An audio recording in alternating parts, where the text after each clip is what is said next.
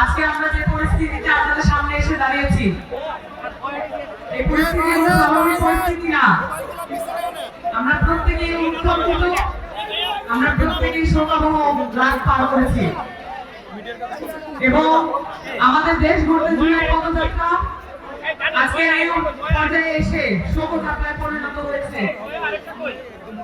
প্রিয় চাঁদপুরবাসী, আপনারা জানেন আপনাদের মাটিতে কতজন মানুষ শহীদ হয়েছে এবং এই শহীদের মায়ের আত্মনাদ আপনারা সকলেই শুনেছেন এবং এখনো শুনে যাচ্ছেন।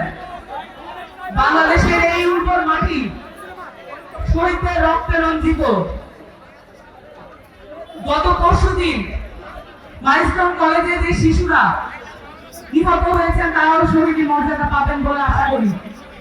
আল্লাহর কাছে ফরিয়াদ জানাই এই শিশুদেরকে যেন শহীদ মর্যাদা থেকে বঞ্চিত করা না হয়। বাংলাদেশের সকল মানুষ এক মহাকাব্যিক স্রোতে বহমান হচ্ছে।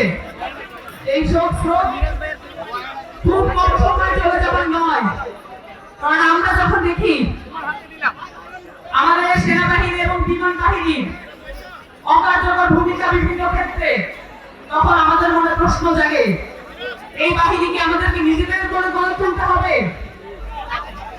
আমাদের মনে প্রশ্ন জাগে এই রাষ্ট্র পুনর্গঠনের জন্য কতদূর পর্যন্ত আমাদের শহীদদের মর্যাদা ভূমিকা হতে হবে।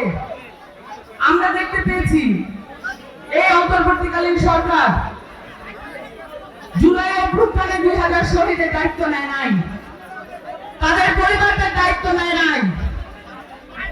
এবং এই কিছুদিন আগে আমরা দেখলাম মাইলস্টোন কলেজে যে শিশু শিক্ষার্থীরা নিহত হয়েছেন, সেই শিশু শিক্ষার্থীদের এবং যারা আহত হয়েছে তাদের চিকিৎসার জন্য সাহায্য চাওয়া হচ্ছে সরকারের পক্ষ থেকে।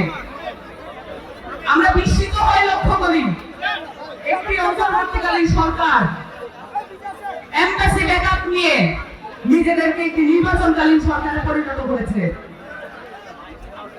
এবং এই সরকারের কোনো ধরনের দায়বদ্ধতা নাই বাংলাদেশের জনগণের প্রতি।